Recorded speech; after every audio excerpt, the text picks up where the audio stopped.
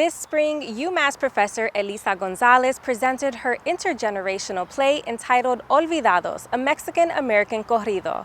Through corridos, which are traditional Mexican folkloric ballads, the production explores the untold stories of the effect that repatriation had on Mexicans in the United States during the Great Depression, and I spoke with Gonzalez to learn more. Well, I'm a third generation Mexican American. I identify as a Chicana. And, as I've worked in the theater, I still feel that there is not a lot of visibility of Latinx stories on stage. I'm also deeply interested in my family's place in American history. And I also feel like in that context, those stories aren't given as much visibility. And so I feel like theater gives me the opportunity to bridge my interest with history and ancestry and creating more places for our stories on stage. You mentioned that you identify as a Chicana, and in this area, we don't always hear that term a lot. So can you clarify and just tell us what that means? So it is somebody of Mexican descent. Historically, that was used in the 1970s during the Chicano rights movement. And it was used as a term of pride for people that had Mexican American heritage, that had a connection with the Spanish language, and that were fighting for rights for the Mexican American people in California and in the Southwest. And it's still used as an identifying term today. So we were just talking about your greatest passion in creating work that involves your ancestry and history. And so your latest project fulfills that exact passion.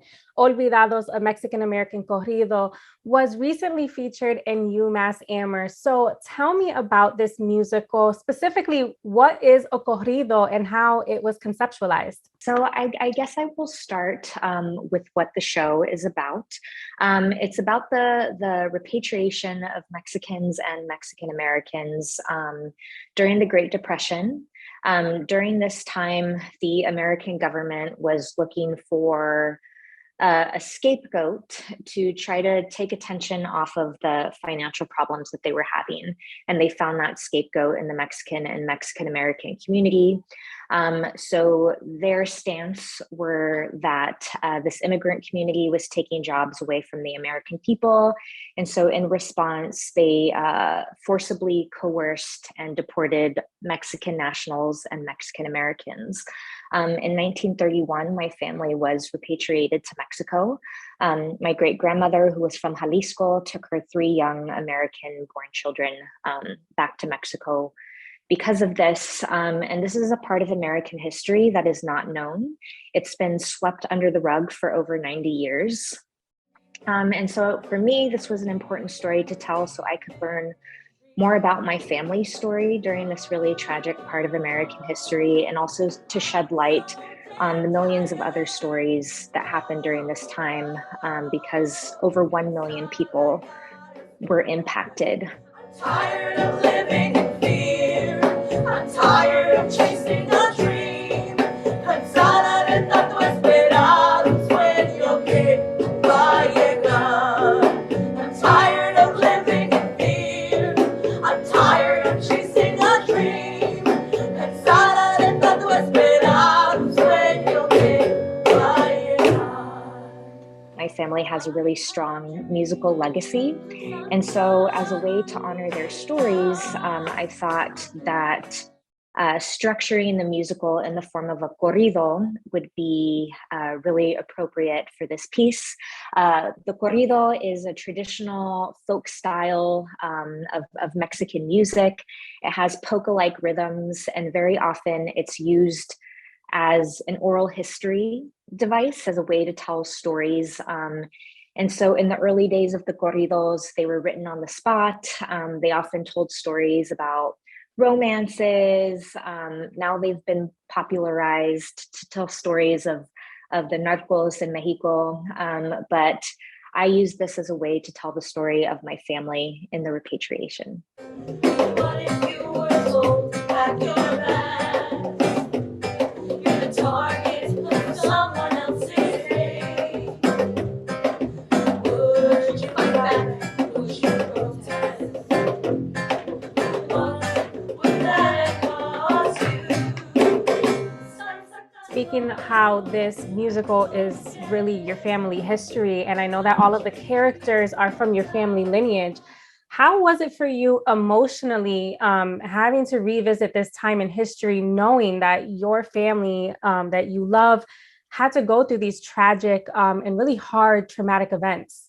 It was emotional for a lot of reasons. The first is that my grandmother Celia passed away in 2019, and so just thinking about um, this legacy of resilience that she carried with her. She was so proud to be an American despite this horrible thing that happened to her. And so just embodying that and remembering who she was, her bright spirit, was very emotional for me.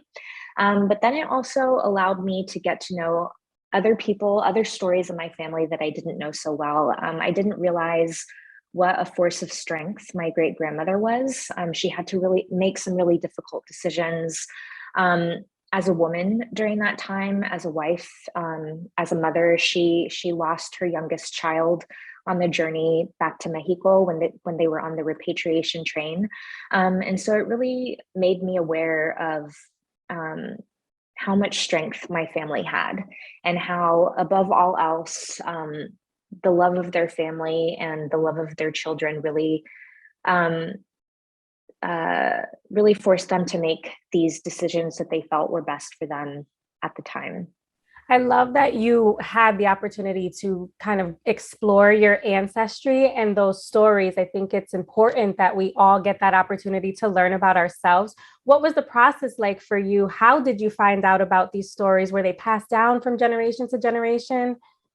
Well, that's a really interesting question, because one of the impacts of the repatriation was that if families did find their way back to the United States, which was the case with my family, it was a very hard subject for them to talk about. They wanted to make life for the next generations better. They wanted their children to assimilate and to be a part of American culture. So for that reason, they kind of just put it behind them and moved on. And that was the case with my family. It was something that we knew happened, but they didn't talk about it a lot. Like my dad said that when he asked my grandmother about it or my great grandmother, their answer was always, well, that's just something that happened. But they did know bits and pieces of the story. So, for example, I interviewed my dad to see what he could tell me about what he knew. I interviewed my great aunt. And then I did a lot of historical research as well. I read books about the repatriation to try to get a sense of what their journey might have been like, what the atmosphere in Los Angeles was like at the time, when there were all of these campaigns to get people to leave the country. And then I did a lot of digging into my family's immigration records. So I actually found evidence that they boarded these repatriation trains. A really sad part of my research was I found the death certificate for my great uncle. He died right after they arrived in Mexico. He was 2 years old. And so I found evidence of his death in Jalisco. So that was sort of my process for the dramaturgical part of my research. Now, did revisiting past Mexican American history bring to light any surprising revelations to you, especially when looking at it through a present day lens? That's a hard question. Mhm. I don't think any of it was surprising. I think more than anything, it's really sad to me the way that anti-Latinx sentiment continues to shape immigration policy at the US border. I think even though this event happened over 90 years ago, we're still seeing similar events happening at the US border with the family separation policies that were happening, with the fact that we're still not allowing people to claim asylum in the United States. And so I would say that not a lot has changed in this time period. And more than anything, I hope this piece brings visibility to those issues, and that we still we can't continue to allow these stories to be swept under the rug, because history keeps repeating itself.